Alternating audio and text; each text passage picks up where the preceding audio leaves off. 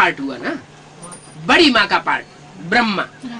उस ब्रह्मा के मुख से जो ज्ञान की मुरली सुनाई गई, जो ज्ञान का दूध पिलाया गया, उस दूध से बच्चों की पालना हुई।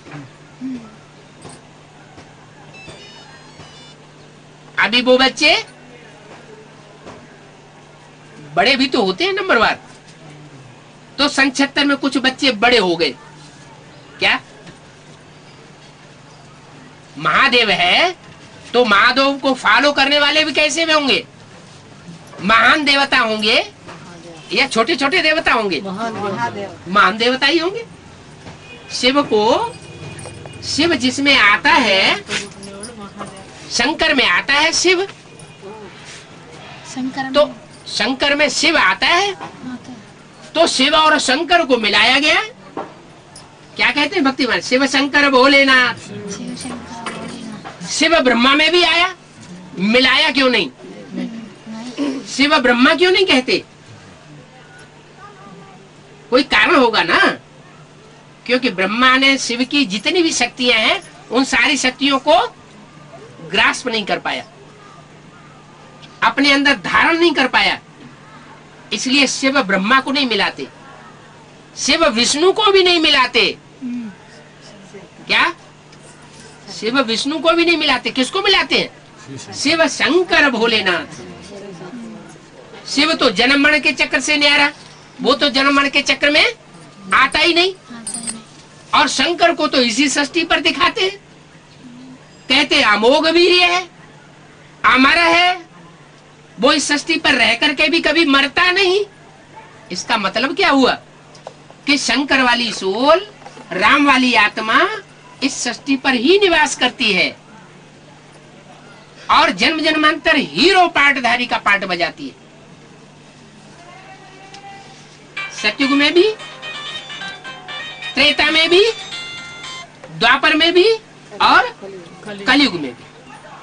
हाँ, जैसे सारी सृष्टि नीचे गिरती जाती है वैसे वो आत्मा भी नीचे गिरती है, लेकिन उसके गिरने की गति और दूसरी आत्माओं के नीचे गिरने की गति में अंतर होता है। क्यों अंतर होता है? क्योंकि उसने जितना शिव बाप को याद किया है उतनी दूसरी आत्माएं उतना याद अपनी बैटरी चार्ज नहीं कर पाती। ये आत्मा बैटरी है ना, ये आत्माएं सतयुग से जन्म लेते लेते नीचे गिरते गिरते 16 कला संपूर्ण सतयुग में थी और नीचे अभी कलाहीन बन गई, सारी शक्ति खत्म हो गई। तो उन डिस्चार्ज होने वाली बैटरी रूपी आत्माओं के बीच में वो शंकर वाली सोल जो है वो ज्यादा पावरफुल होने के कारण, बड़ी बैटरी होने के कारण पूरी डिस्चार्ज नहीं होती, लेकिन आखिरी जन्म में जैसे ही परमात्मा शिव प्रवेश करते हैं पूरी डिस्चार्ज हो जाती है। क्या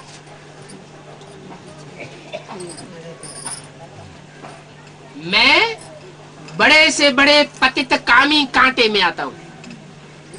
भगवान किस लिए आता है? ज्ञान सुनाने के लिए आता है बस। क्या ज्ञान सुना करके ब्रह्मा के मुख से ज्ञान सुना के चला जाता है? अरे काम पूरा का क्या हुआ?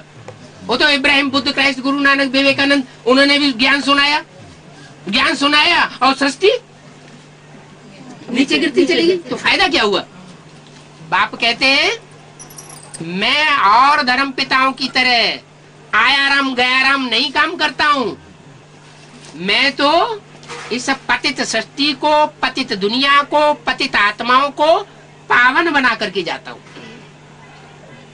क्या जो पुरानी सृष्टि है उसको खलास करके जाता हूँ। ये काम किसी भी धर्म पिता ने नहीं किया।